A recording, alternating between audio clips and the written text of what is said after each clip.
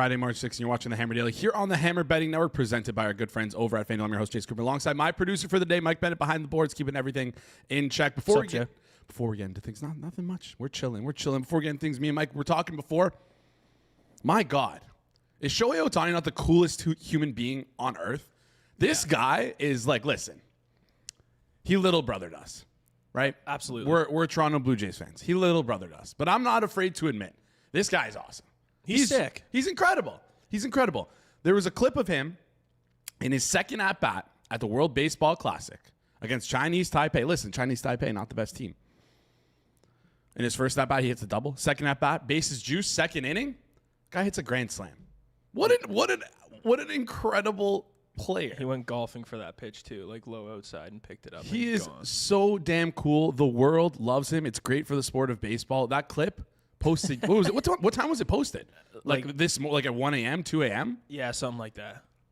Already 16 million views on Twitter. God, it's impossible to hate a guy like that. Usually when you have like some of the best players in the sport, 5:30 to be exact. 5:30 a.m. It's been like 6 hours, and this guy has gone mega viral. It's like impossible to hate a player like that, and it's frustrating because he, again, fed us our lunch money. Little brothered us.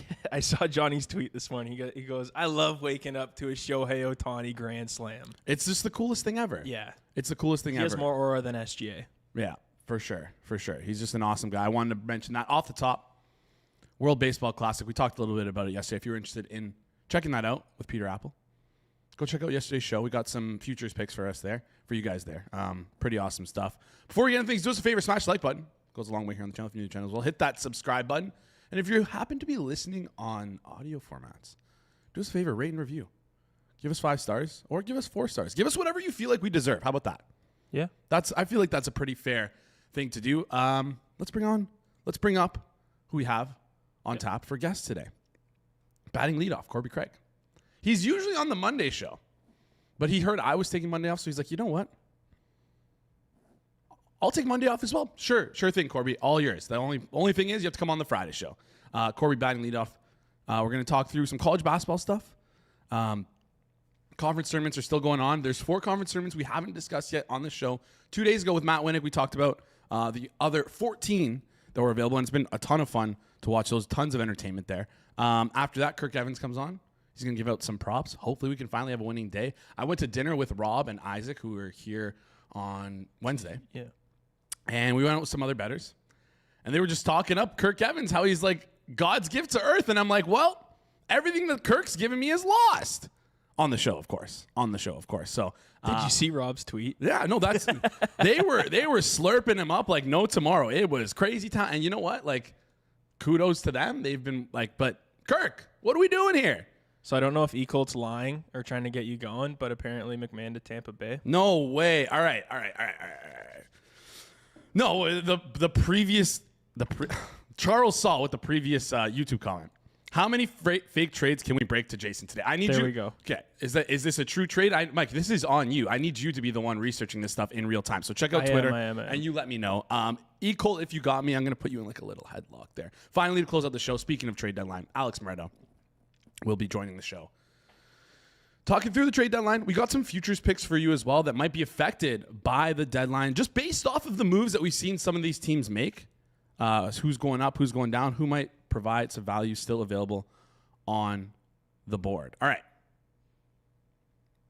Excited to get into the show today.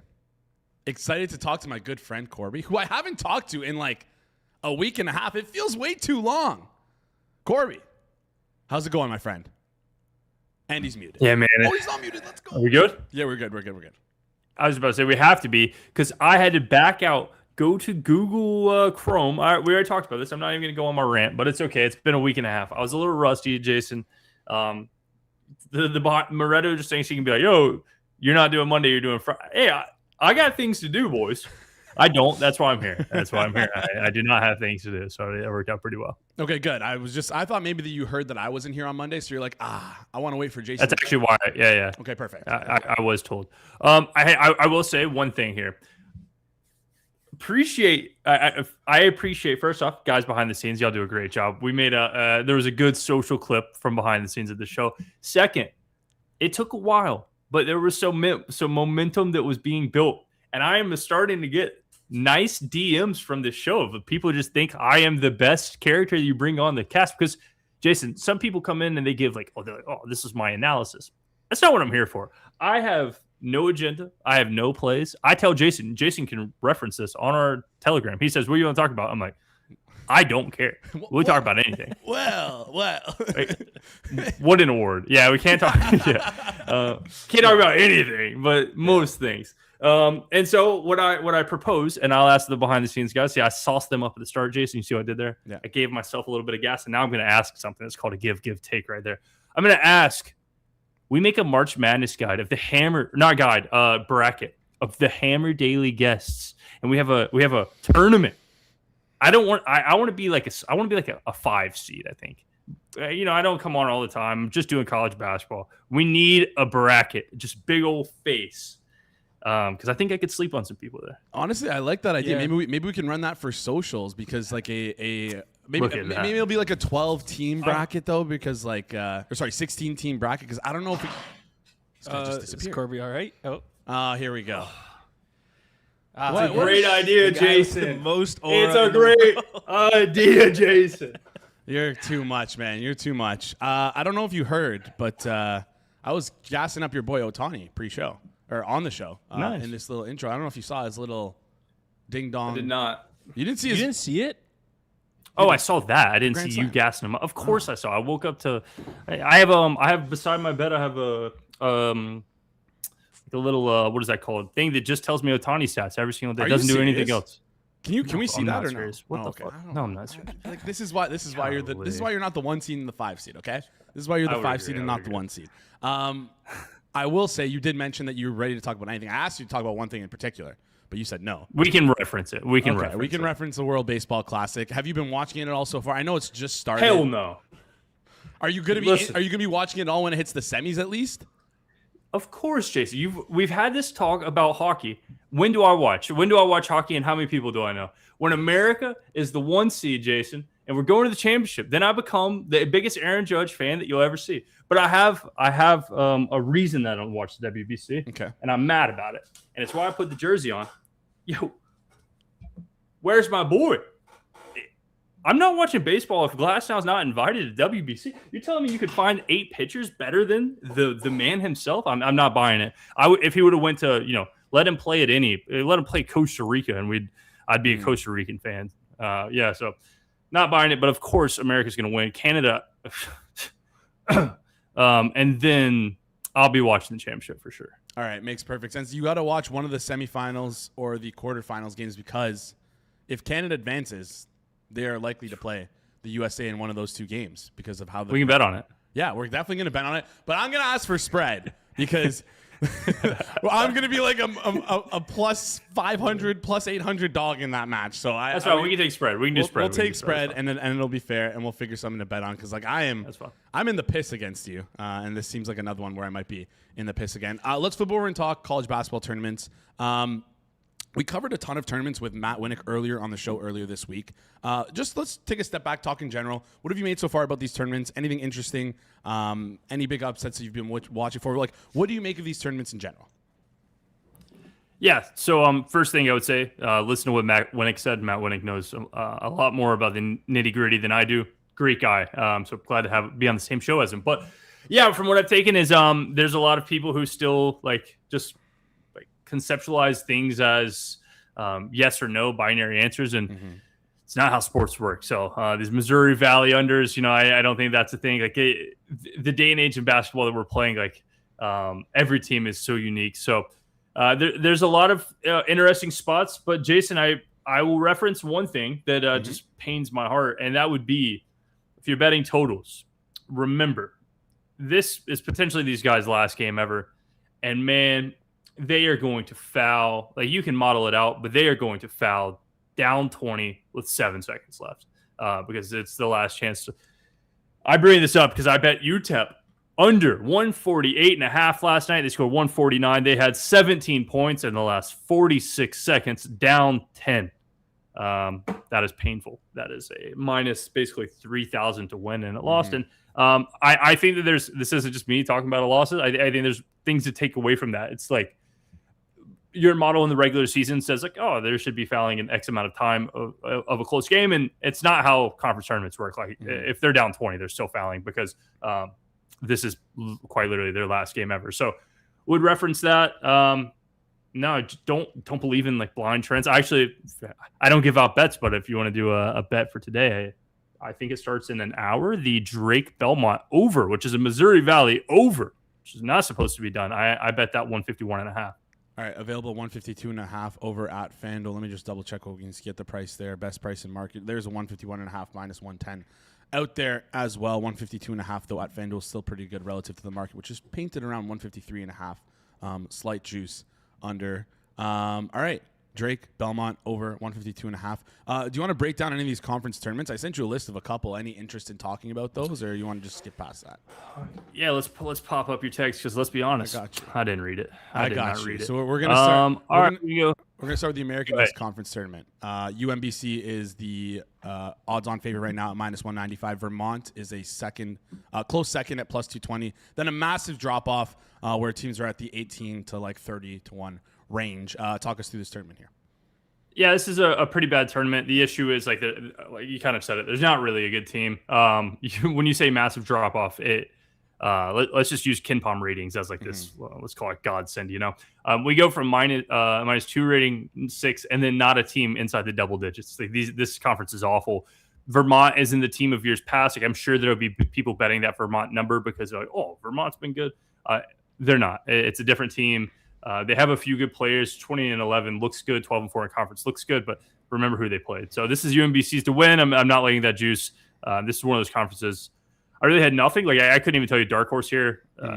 There's not one. Yeah, no, for sure. Just looking at the conference seeding, it's the simple 1 through 8 reseeds, best seed against worst seed as the rounds go on.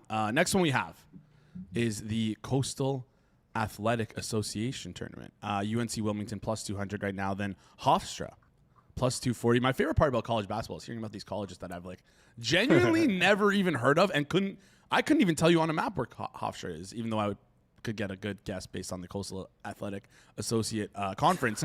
Anyways, Hofstra plus 240, Charleston plus 550. Anything you like in this tournament here? Talk us through it. Yeah, I would love to pull up my exact people watching this. I'm gonna plug myself and do not care. I made a thread, like a long thread of just like how these brackets should go, like just like rough sims. I have Hofstra as the winner here. Bust of Charleston, crazy words, but and then Towson, a dark horse. Jason, let's do it. I'm not here to tell you who's gonna win. I'm not here to give you the plus 130. I told you my favorite thing to do on this show: give everybody some juicy bets they're gonna lose. And the one for this tournament would be Towson, who has all the talent in the world. They plenty competent scoring in like isolation, but everything else from a scoring or offensive standpoint, they've looked awful this year. This team plays unbelievably slow, 340th tempo. So just imagine, Jason, you're used to playing like normal basketball. You play with your friends all day, and then you get to the Y, and it's just this team of old guys who want to slow the ball down to 0. You can't play your game. And so if you're going to be that dark horse, you want to be somebody who throws the good guys off their game. And I think 16-1 Towson's pretty good bet there. Yeah, 11-1 over on FanDuel, but 16-1 elsewhere if you shop around a little bit. And like you mentioned in giving high plus odds bet that will lose, I don't know if you saw the show on Wednesday, but Isaac. Oh, you did it. Tell me about it. No, Isaac gave out 8 tennis bets.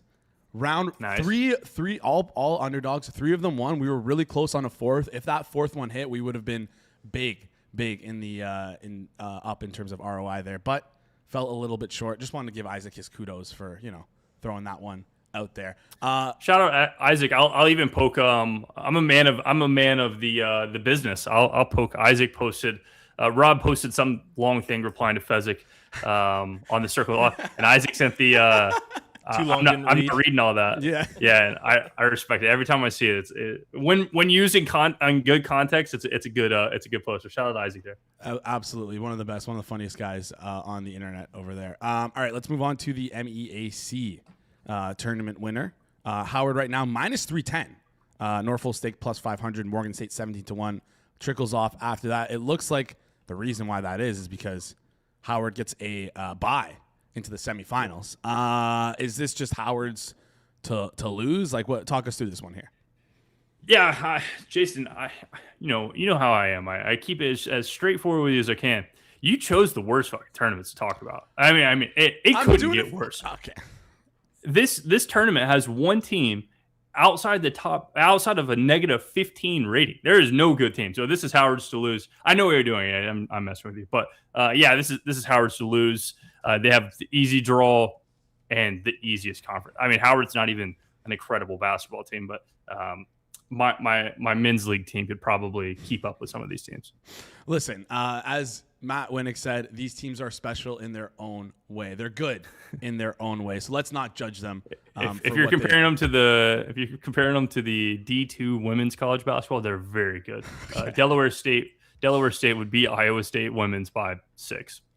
All right, let's go to the last one then here. And if you want to talk about other tournaments, feel free to do so after we finish this one up. SWAC tournament winner, Bethune-Cookman, plus 210. Did I pronounce that right? Oh, you did. And the SWAC is Southern at plus 320, then a steep drop off to Texas Southern at plus 800, Florida A&M plus 800. Talk us through this one. Yeah, the SWAC is known to just be quite literally the worst college basketball conference there is. I don't know if a team has ever been within the top 250 KenPom rating in the SWAC. They're really bad. That said, in conference play or like in tournament play, like bad versus bad usually turns into like, I mean, there's no offense inside the top 250. The good thing about that is all of these teams play at pace and none of them play defense. So there will be, if you put your eyes through the issue of watching this conference play, like, there's going to be a ton of fouls. There's going to be a ton of sprinting. That's basically all that happens. So now that opens up the door for a lot of like variance. Maybe take a dark horse here. Mm-hmm. But when I scroll through, like, what is Grambling State odds right there? Grambling State. I don't see them here. Oh, they're there. 12-1. Yeah, it's still pretty bad. Yeah, if I was to take a dark horse, it would be that. But I 12-1's not enough. Maybe what number would you need? Maybe the people can shop around and find a better number. Not sure if it's out there, but I mean, if we could get closer to like 18, 20, okay. That's the number you need. Simple as that. Yeah, and you're still playing a dangerous game there. I will say. All right, Jason, I'll end you with, you brought up a good point. I can't sit here and make fun of the teams you chose, the brackets you chose, if I don't offer my own bracket, Yeah. So I'll come with a conference that I would like to talk about, and I don't have odds in front of me. But I just bought tickets to the championship of the Sun Belt Conference, which is what some people would consider the worst bracket in history, and I actually consider the exact opposite. I think it's the best bracket in history. Why do you play conference games? You play conference games to have an advantage in the conference tournament. What does the Sun Belt do? They give the 1 and the 2 seed. If you guys have the capabilities in the background to pull up the bracket, it is beautiful. But the 1 and the 2 are all the way to the semis, Jason. So if you were the 14 seed to win the Sun Belt, you would have to win 7 games in 7 days. And that's awesome. Like, you shouldn't have sucked in the conference play and then you'd be fine. So exciting to watch that. It has made for a pretty interesting bracket dynamic because there were teams that were probably should have been the 2 or the 3, and there was a 5-way tie for second. So a team like Arkansas State, who's really good, got put as like a 7 seed, and they lost last night.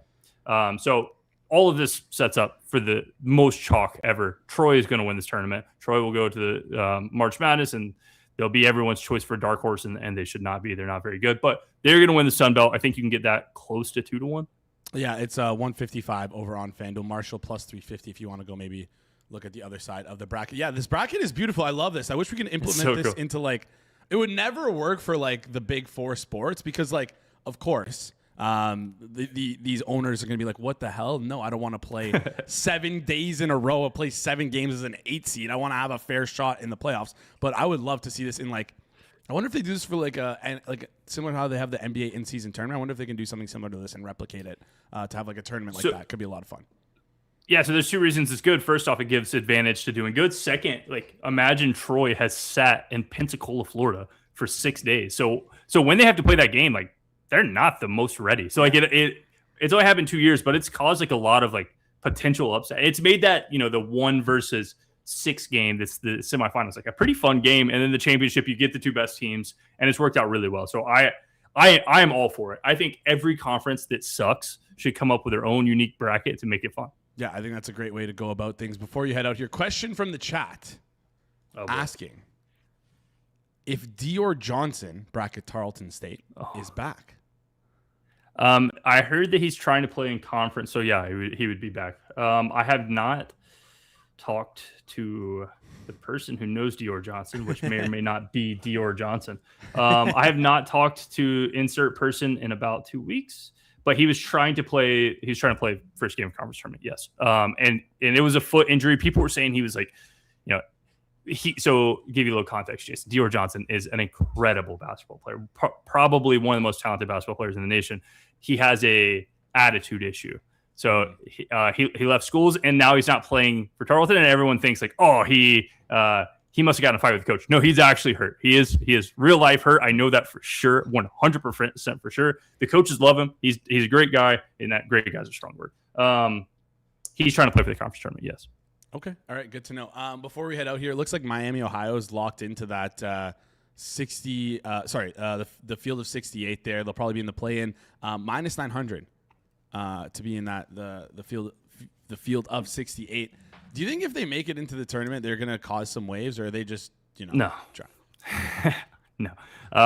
They're a fun story. I hear the arguments back and forth on this. Like people are mad that they're even getting in the shot.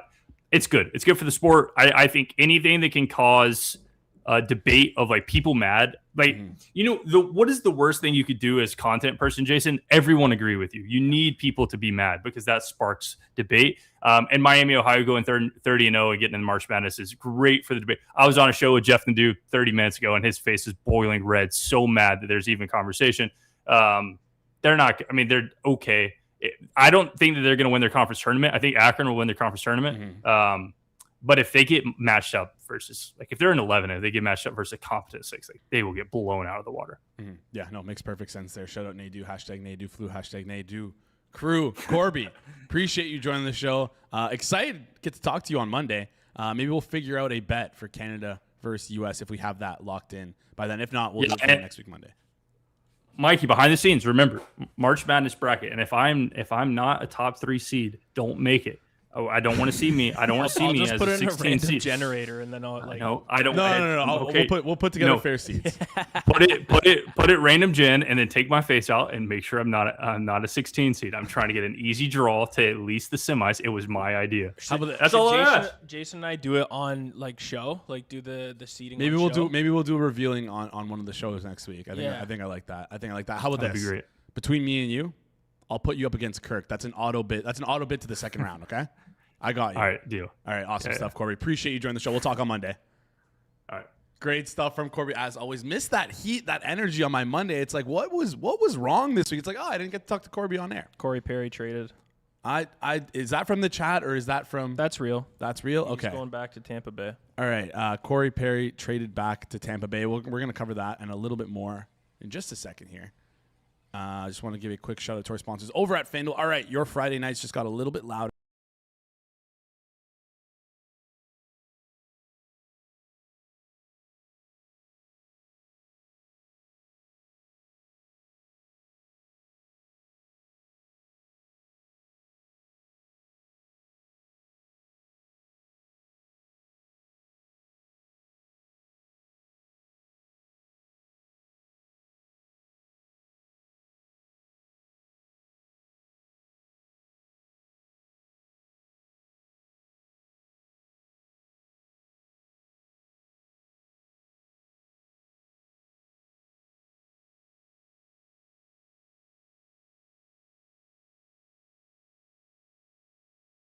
And select states for Kansas in affiliation with Kansas Star Casino or 18 plus and present in DC, 19 plus and physically located in Ontario or 18 plus and present in DC, Kentucky, or Wyoming. Rewards are non-withdrawable. Restrictions apply, including bonus and token expiration, leg requirements, and max wager amount. See terms at sportsbook.fanduel.com. Gambling problem? Call 1-800-GAMBLER or visit rg-help.com. Call 1-888-789-7777 or visit ccpg.org/chat in Connecticut or visit mdgamblinghelp.org in Maryland. Hope is here. Visit gamblinghelp.org or call 1-800-327-5050 for 24/7 support in Massachusetts or call 1-877-8-HOPE-NY or text HOPE-NY. In New York, call Connex Ontario 1-866-531-2600 or visit connexontario.ca. All right. Blame me. At the end of the show, you have to redo that. What's up? At the end of the show, you got to redo the FanDuel thing. Okay. All right. let's bring on our next guest here. It's Kirk Evans. He's our favorite little frat boy. Missed him on Monday. Kirk, little Kirk genuinely, how's it going? Missed me on Monday. Yeah, I don't know if you noticed, but I wasn't in office. Oh, you weren't there. Yeah. I thought I'd have like a memorable appearance every Monday, you know, when we come, chat, shoot the shit for like 30 minutes post-show, you know, like I jump. But missed him on Monday to me was that like I wasn't there. And then I was thinking, I thought I did circle back this week, but then I did and you weren't there. Yeah. Correct. What the hell? I was suspended. I don't know if you heard Rob suspend me because we got into a little spat by the coffee maker. I thought you would remember me barging into the Circle's off room like I'm Kramer and being like, hey, what's up? No? Guess not. Anyways. You're not as memorable as you think, I guess. I guess not. That's all right. Excited to get into things. I know you're here to talk basketball, but I also know you used to be, I don't want to say used to be, you still kind of are a hockey guy. Are you like interested at all? No, I would say used to be very fair. You used to be I do like hockey a lot, and when the Leafs are good, I follow, but like even in the Olympics, I'm cheering really hard, but like there are guys, it's passed me by. Like I don't know the league at all. Okay. So no, I'm not really following. Talk to me. What's going on? You're not. No, I just thought. I don't know. It's like for me, NHL Trade Recap. It's like a tradition. No matter what I'm doing, I actually don't have it up right now, but I have a multicast on either TSN, Sportsnet, or any other stream in the background, just going along as my day goes on, just so I can see any trades that break, and so I can watch them live. So I'm not currently refreshing Twitter. So yeah, just wanted to see if you're doing that, but I guess not. Only me. Yeah. I'm very much a casual of all league. Like I used to be, I would say like pretty well like caught up on MLB, NHL, NFL. Like I still follow NFL decently closely, and then obviously NBA, and like now it's just I don't find like listening to an NHL podcast like calming, kind of like I used to, because I still kind of like have like a bit of a betting brain when I'm listening to it. All right. So you're trying to find. You hear someone getting traded. You're like, do I bet them to win the division? Do I bet this team total under? Like it's an infection in the brain. All right. Before we get into the two props you have for us today, first of all, three props. Sorry, three props. I missed the last message that you sent here. I was out with Rob getting dinner with some bettors, and they were like, to put in Rob's words, slurping your meat up about how great you are as a bettor. And I said, guys, this guy can't hit a fucking bet on the Hammer Daily. Are we sure we're talking about the same Kirk Evans? So what the hell is going on with you in the show? Can you explain this to me? No, it is funny. Like I make a lot of jokes like on Twitter about how bad of a bettor I am.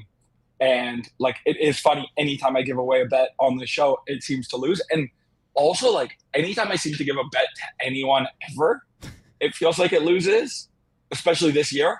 Like, the last 4 months, we have been running so absurdly hot. I know exactly who you're talking about, who you went for dinner with. They started working with us kind of like exactly coinciding with us getting really hot. And it would make sense that they would think we're like literally the best bettors in the world. But it's a good lesson on variance of like, we're not nearly as good as they think we are, and we're not nearly as bad as people on this show think I am.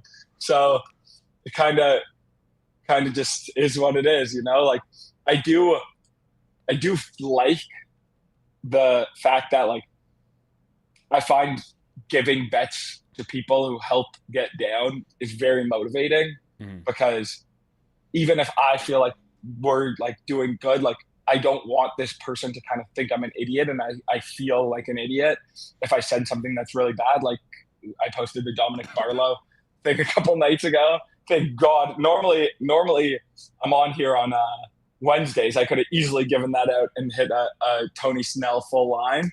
But yeah, it's a good lesson on variance. That's kind of how it goes. All right. Very modest of you over here. Good on you to chalk this up to variance. But hopefully yeah, well, I'm not saying it's like we're good at what we do and we expect to win, but like we're probably running way above there and we're running quite below here. Just It's just gambling's a crazy game. It really is. It really is. If you're worried about someone thinking you're an idiot, don't worry. It's fine. Everyone already does. Let's get into the props for today. Before I do that, though, I do want to ask you about Jayson Tatum. He's returning today. I doubt there's any way to like play this in the futures market because this stuff has kind of been known. We knew that he was going to be debuting very soon. We knew he was going to be coming back. Is there a way you're going to be like thinking to attack this down the road or like thinking to bet any futures right now? Talk me through the Jayson Tatum returning, how it affects anything betting wise, and also as a fan, are you excited for him to return? Super excited to return. I think it's really good, and I don't give you credit very often. Great question.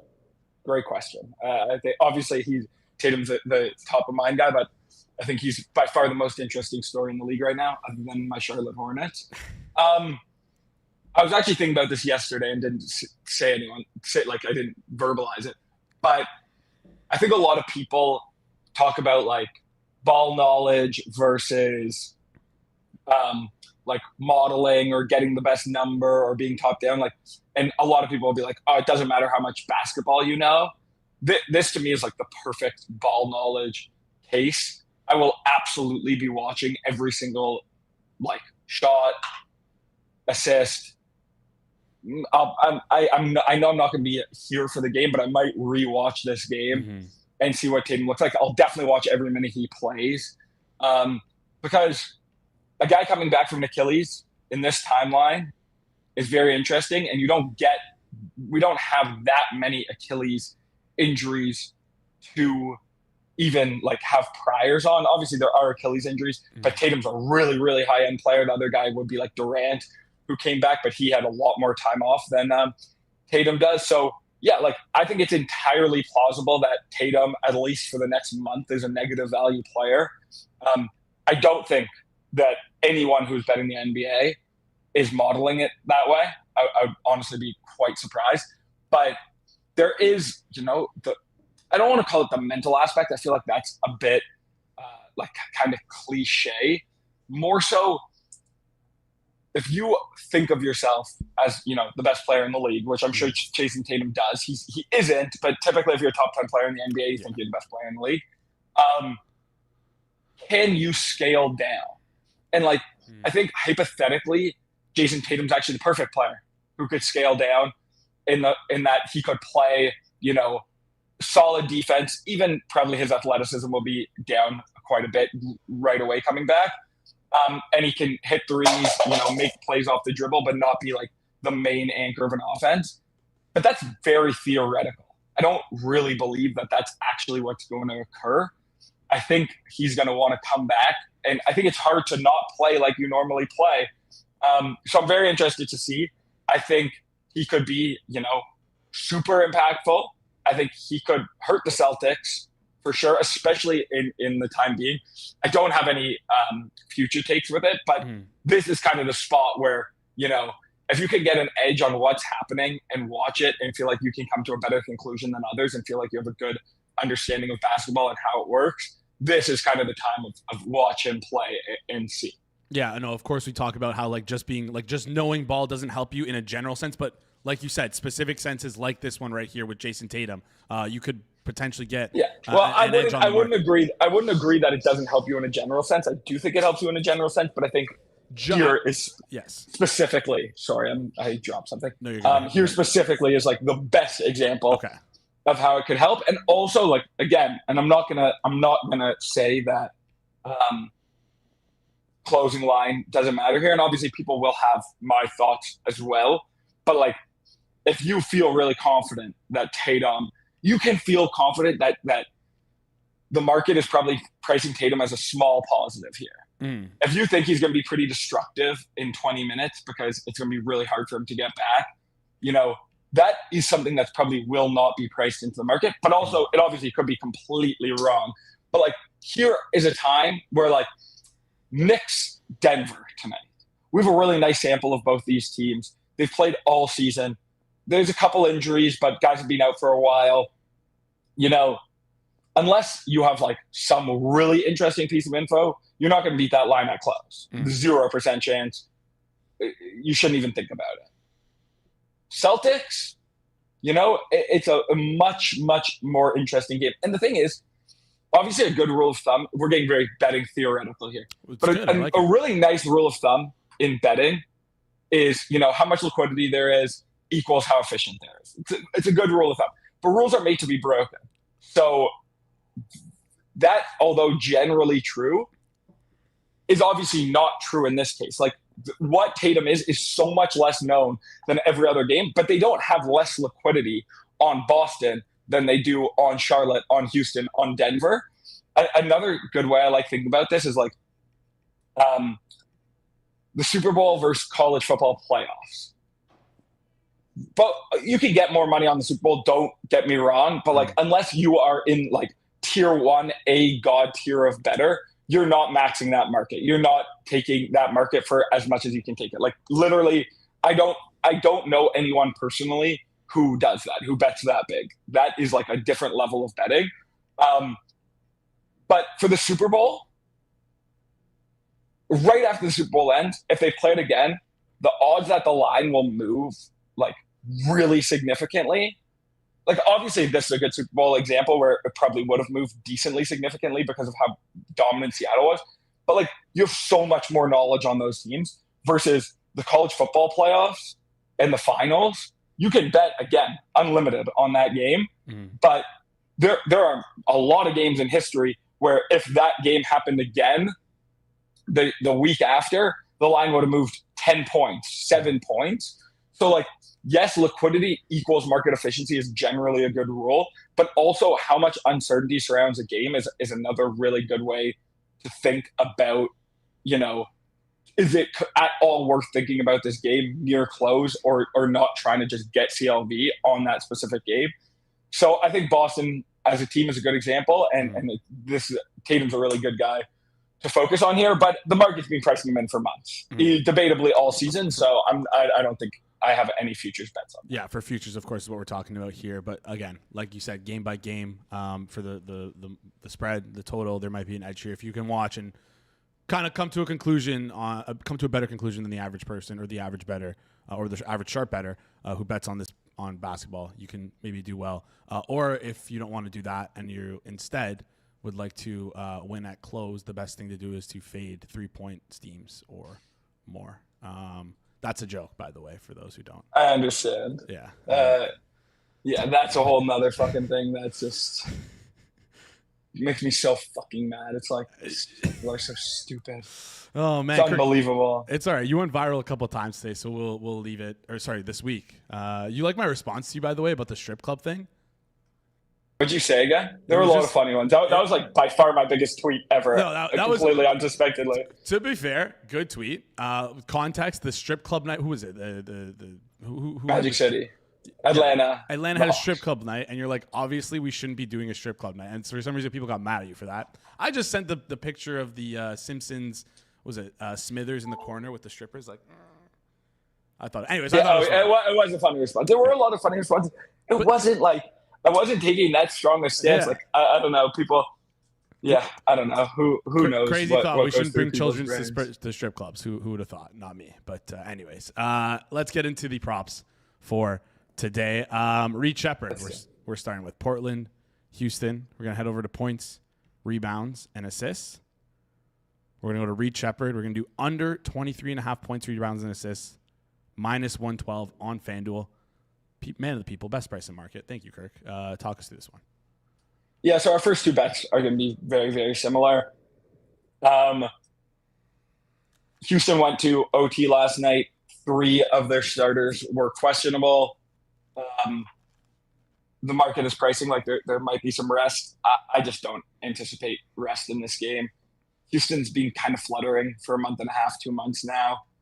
Like maybe we get one like Jabari Smith, but like Şengün was questionable with an illness. So I'd be kind of surprised if he went with an illness and then didn't play. Jabari and Amen were also completely fake questionables yesterday. It was announced that they were going to play prior to game. So, I think this is kind of a classic market. Will price, back-to-back, 3 guys questionable, a lot of uncertainty.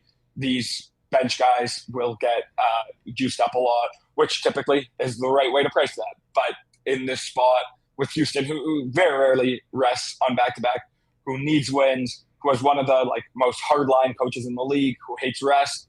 I just think that they're pricing it in as 60% chance that one of these guys sits. I think it's closer to maybe 15% one of these guys sits. All right, makes perfect sense, which is why we're going to be betting the same thing that you mentioned. Basically, the similar bet here. We're going to stick with Portland, Houston, points, rebounds, and assists. We're going to look at the under 21.5 at -125. Again, best price in market. Shout out to Kirk. Tari Eason.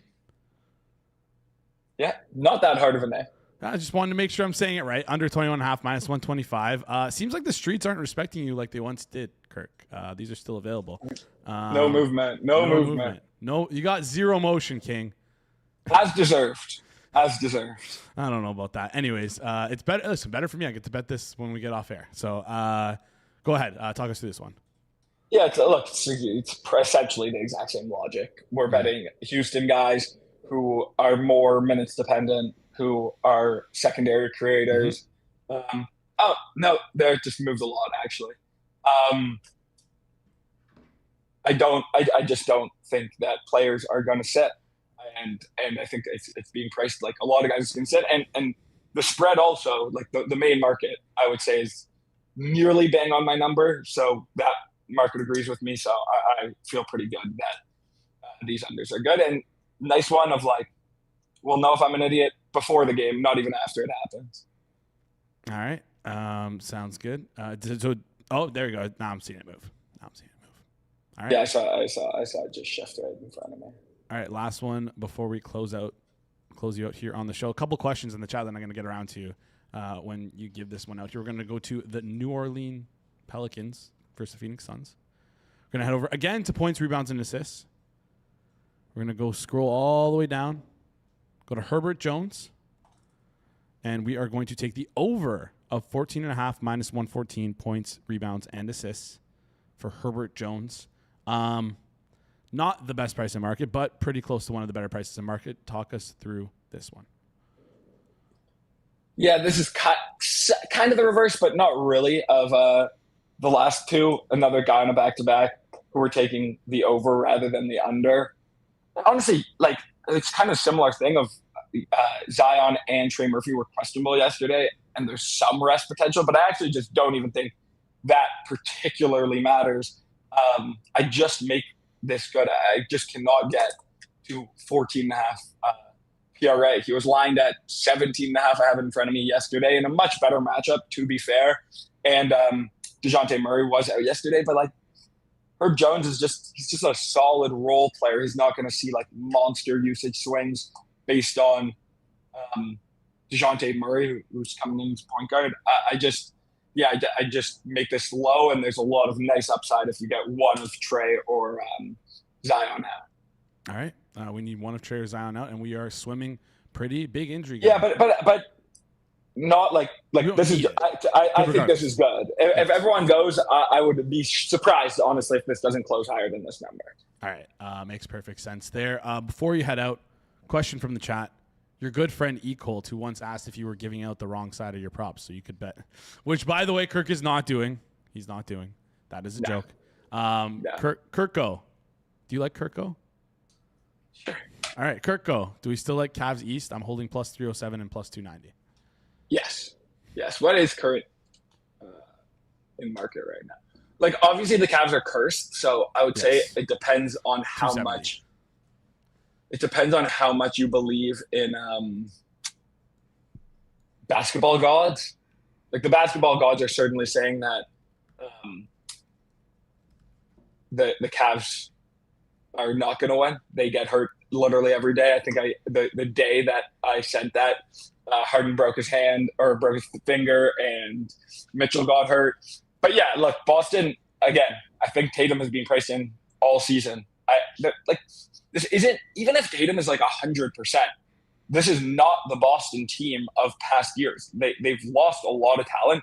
They have been good. Missoula is incredible, but I honestly think that the FanDuel move of pricing Boston this aggressively is much more a move towards casuals than a real Tatum. Tatum's been practicing 5-on-5 for a month, or like ramping up for a month. It was very obvious he's coming back. Sure, if he plays tonight and looks unbelievable, then maybe I could buy this move. But it has been no new info on Tatum. The fact that he's back today instead of tomorrow or yesterday, it doesn't fucking matter. So yeah, Cavs are I think the Cavs are pretty easily the best team in the East. All indications show that Mitchell's hamstring will be fine. So yeah, I'm all in on the Cavs. I think they're the best team in the East. I even think like the Knicks now looking like that price has drifted probably too aggressively. I don't have Boston as the favorite in the East, and I think they're in a group with the Knicks and Detroit. Okay. All right. I guess you're not worried at all about the Celtics there. You're still just going to take this cursed organization. It's not that I'm not worried about the Celtics. Like, I think they're solid, but like nothing has happened to make me change it. All that's happened is they got boat raced by the true goats of the East, Charlotte, and then got a guy back who everyone knew was coming back.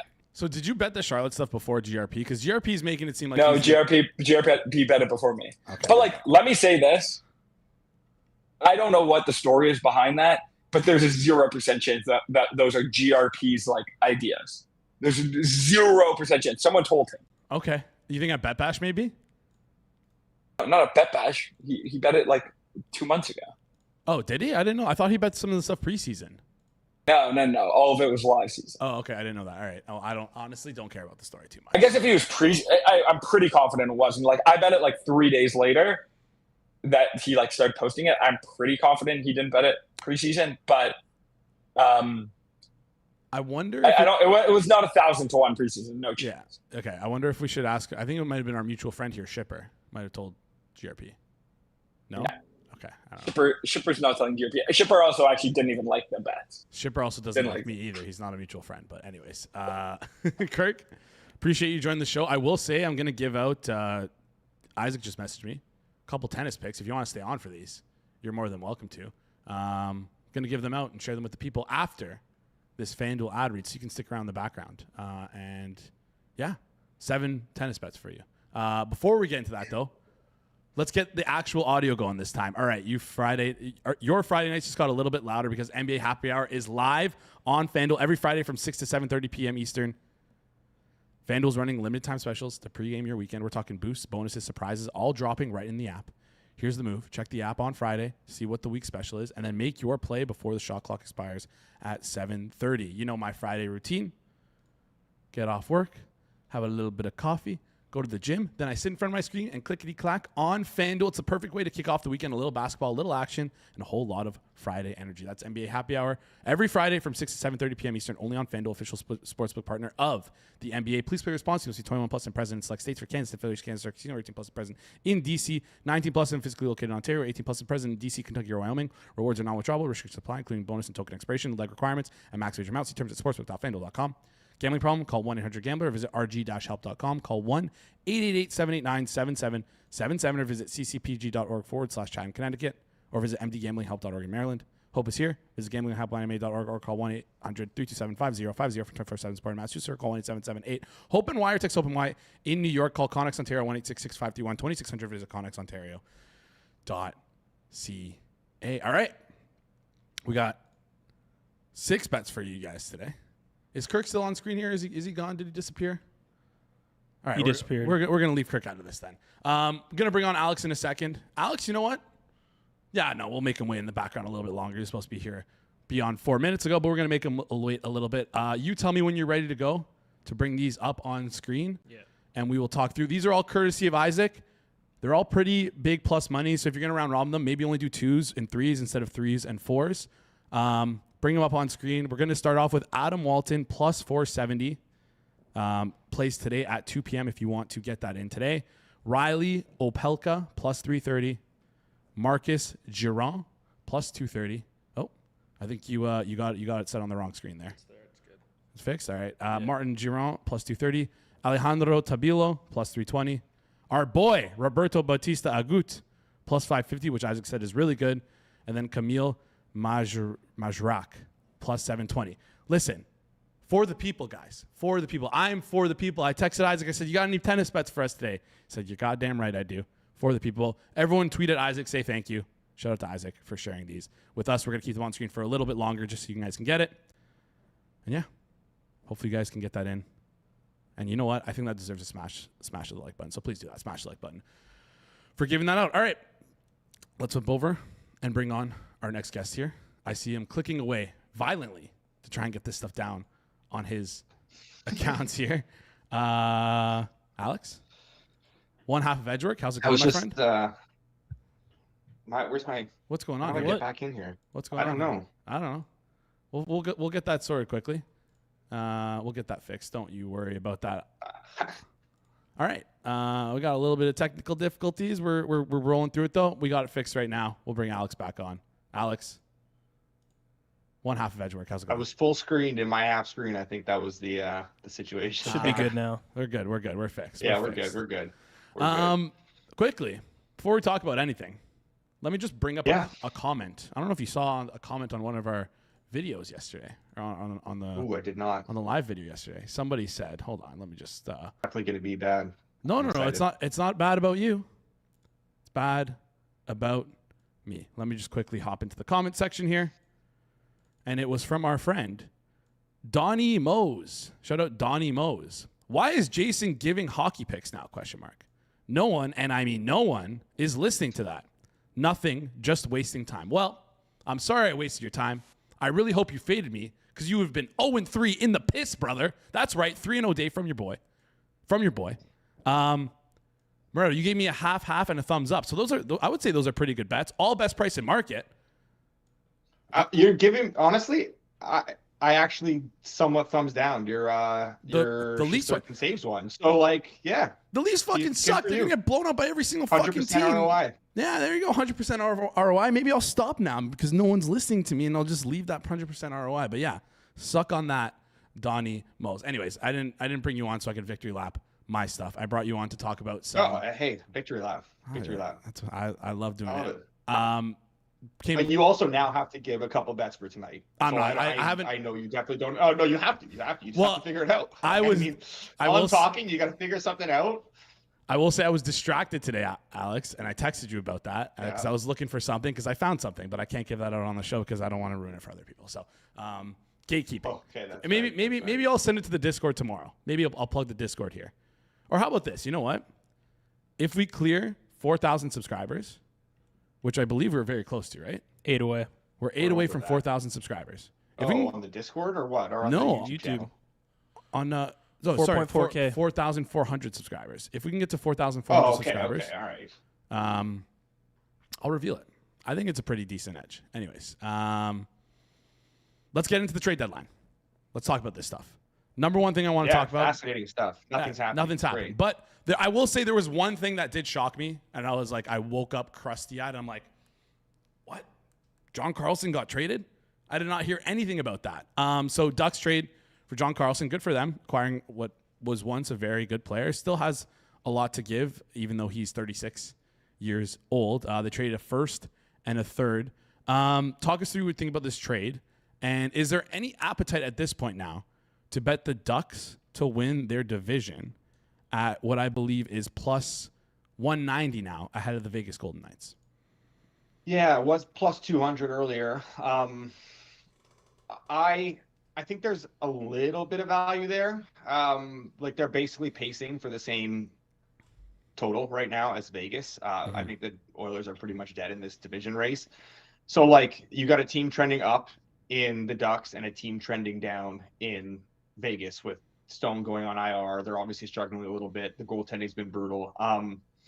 Would like to wait and see what Vegas does. If they do anything else, obviously they made the move for Nick Dowd. I don't know how much more they can realistically do, but they always seem to just like pull a rabbit out of their hat at this time of year. So like I would wait there, but like I talked about it in the newsletter, how I thought that they needed, like for me, the best thing for the Ducks to do was to add a legitimate right-handed defenseman to play with Jackson LeCombe. And obviously Trouba and Gudas are there, like veteran guys, but like none of them like should be playing top pairing minutes realistically for a team that wants to actually do something in the playoffs. So to be able to bump both those guys down into like a fair spot in the lineup, like Trouba gets shit on a lot, but like as a second pairing guy, he's fine. Like that's a decent second pairing right-sided defenseman.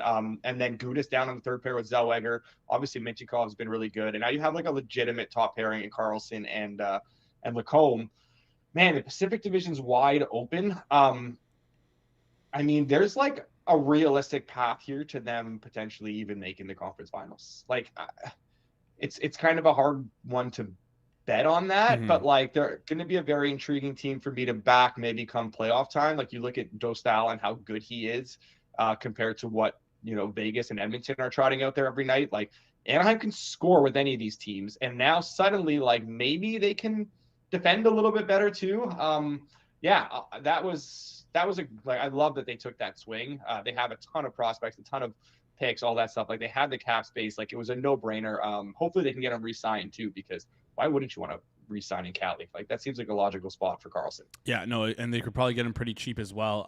You could listen, if you're feeling super frisky with this Ducks team, you can parlay them to win the Western Conference to make the Stanley Cup Finals. With them to win their division at 30-1, which doesn't seem like the worst bet on earth, especially if you think they have a chance to make it to the Western Conference Finals at plus 550, which is available on FanDuel. This team, like you said, they have every single element of like a team that is scrappy and can go far, right? Like they have high upside scoring. Like you mentioned, their defense has become really deep as a result of this. I think instantly about Seth Jones, who was not very good on Chicago, but the second he went to Florida and got into a more fitted role for himself, he looked a lot better on that Florida team. So maybe we can see that trickle down effect there for Trouba and Gudas. Love that. Most specifically, and like the Vegas and Edmonton have been like as vulnerable as they've been in years. They're floundering. Yeah. It really feels like they're floundering. The upside of the goaltending as well. There's just a lot of things that can go right for the Ducks. Good tops, good deep defense core, strong goaltending, and upside with high level scoring there with some great players up front.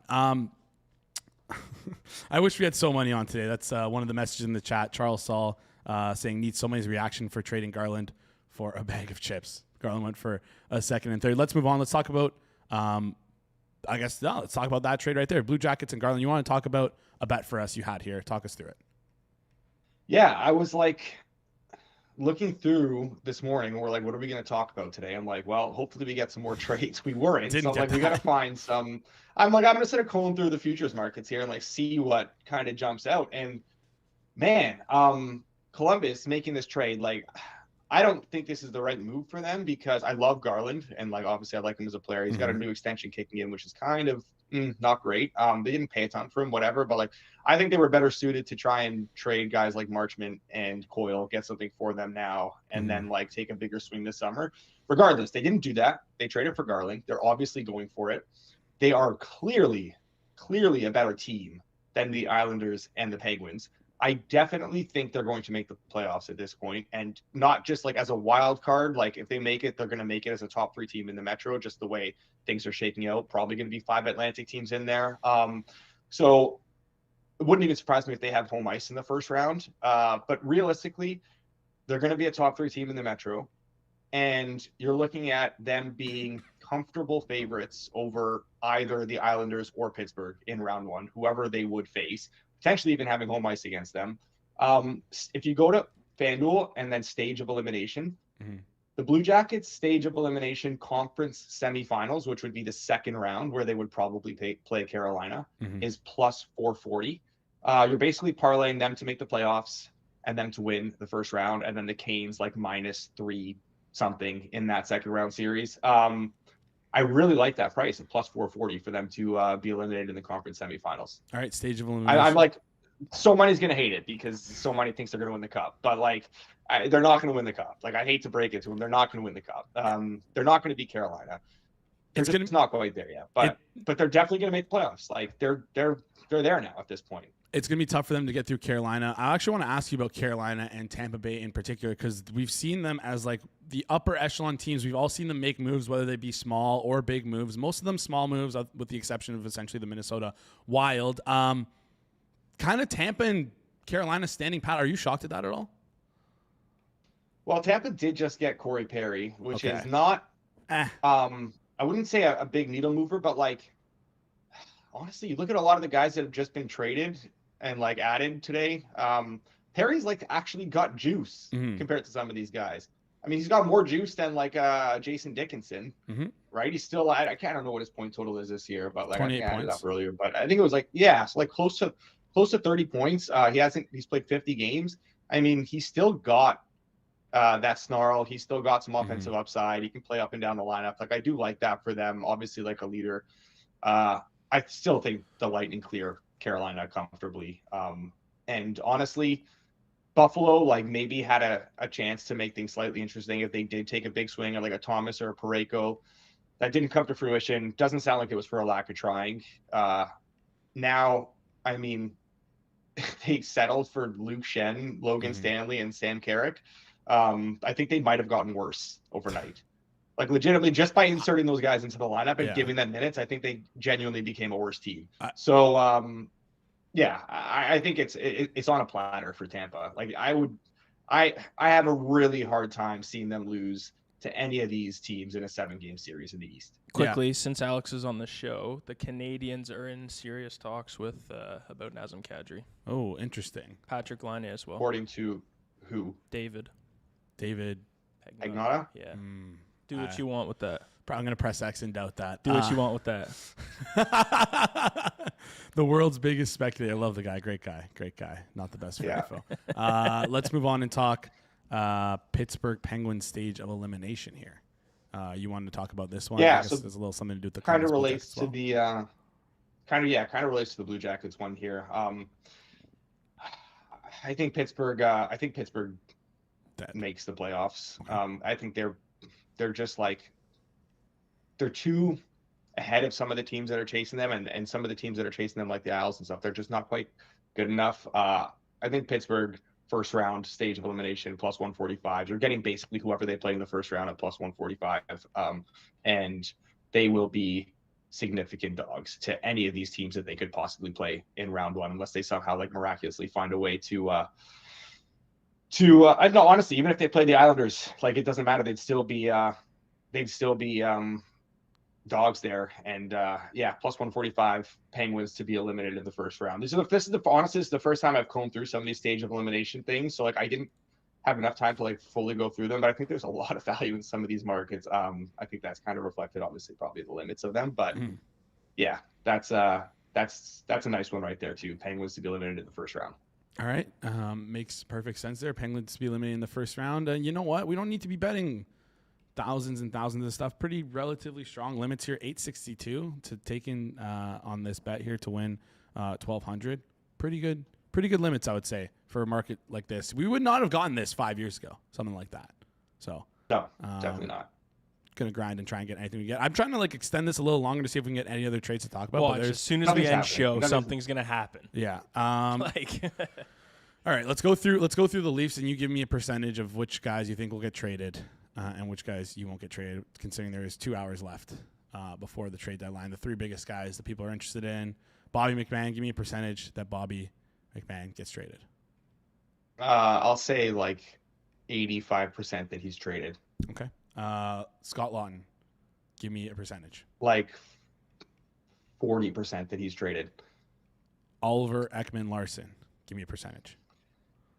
Feels like a true 50-50. I think they really want to. I think they really should, but I just think they're not getting what they want from him, and it sounds like they're going to stand firm. So I'll say it's legitimately a 50-50 at this point. Coin flip, if someone comes in on the last minute, I'll trade them. But I honestly don't hate them holding pat with Oliver Ekman-Larsson. If anyone wants to send me a bag of chips, I will happily ship Morgan Riley out as well. A couple more players. Let's run through this rapid fire. Vincent Trocheck. 60% that he's dealt. Again, sounds like his ask is really high. Deadlines tend to like speed things up a little bit, so maybe they'll come down or someone else will just decide to meet it. But I would have said like 90 yesterday, and it's trending down right now. Nazem Kadri.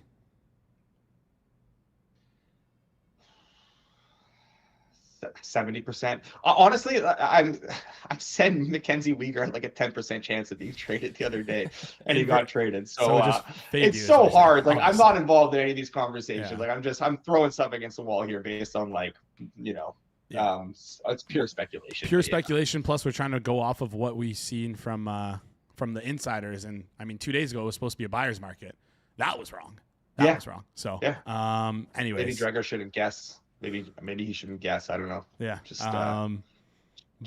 buyer's market, then some random fourth liner who I've never heard of from Nashville gets traded for a second. Sure. Michael McCarron, man, former Habs first round pick. Crazy.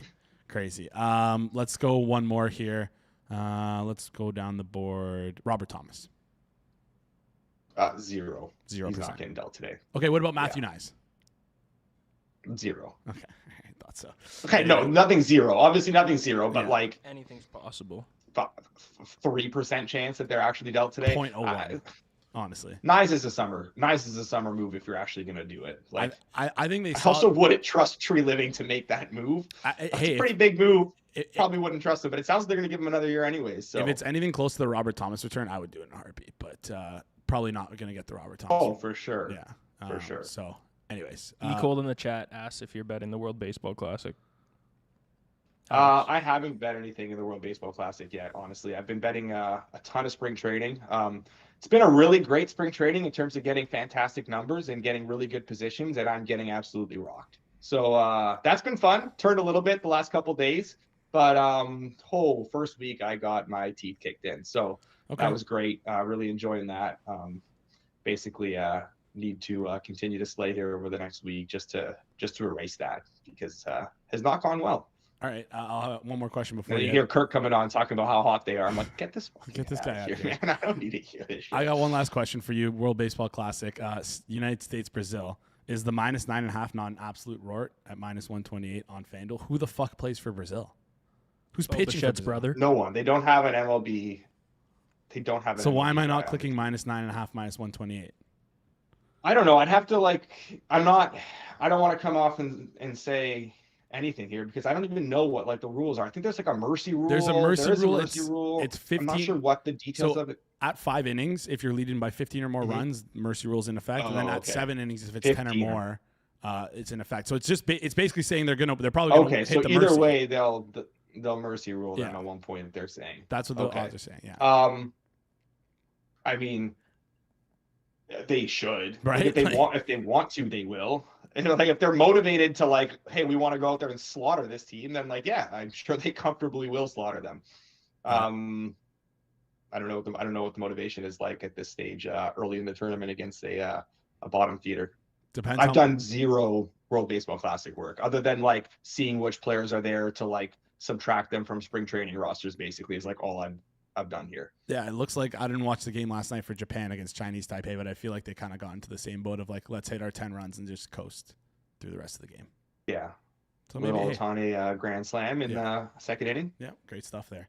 Maybe 9.5 -128. We'll call that the official bet of the day. Some idiot commenting is gonna be like, "Why the fuck is Jayson giving out picks?" Well, when it wins, fade me. You're more than welcome to fade me. And then you can come back here and tell me. Yeah, go NHL bet right now. Give us one for tonight. I can't just do that off the hop like that. I gotta think about this stuff. You have your computer right in front of you. Of course you can. What, you want me to just go to BetStamp Pro, click on FanDuel, and then find? That's what you did yesterday. Why is it different now? No. I prepped it before. Oh, okay. I prepped it before, and then I made sure it was best price in market. There's something I like today, honestly. Jay's on the clock. Anyways, I already gave out the baseball one, -9.5. How about this one? Matthew Nyes not to get traded, good to -500,000. There you go. All right. Boy, I'll put a little. Hey, your Marchman no goal cash. You're gonna give me a two-way market. No two-way market on that. Anyways, appreciate you joining the show, Alex. Hopefully we can get a trade sooner or later. But if not, I think things will pick up over the last couple hours. They usually do. 2 hours to go. All right. One sec before Puckpedia. I got to go on Puckpedia. There's been 22 trades so far. Do we think we are over under 35.5 trades by the end of the day? Over 35.5. There'll be some a lot of minor deals that come through or depth guys for fifths, fourths, whatever. I think I'd say over. Yeah, I'd say over 14.5 trades the rest of the day. All right, sounds good. Alex, appreciate you joining the show. We'll see you next Tuesday.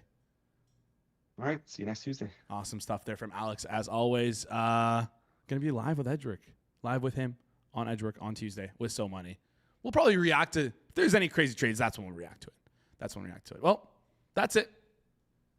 That wraps up for the show today. Quick reminder, if you can hit the subscriber count If you can, hit the subscribe button so we can hit our subscriber count. 4,400 subscribers. We're very close to that. 6 subscribers away right now. 6 subscribers away. So share it with your friends, and I will share. We're 5 away now. Wow, we're 5 away now. Appreciate you guys, and I will share something with you guys. How about this? If you Twitter DM me and we hit it, I'll share it with you. That's what I'll do. Anyways, appreciate you guys joining the show. Do us a favor, smash the like button. If you're listening after the fact on audio forms, rate and review 5 stars. Or if you don't want to give us 5 stars, give us 4 stars. Just rate and review. That's all we ask for.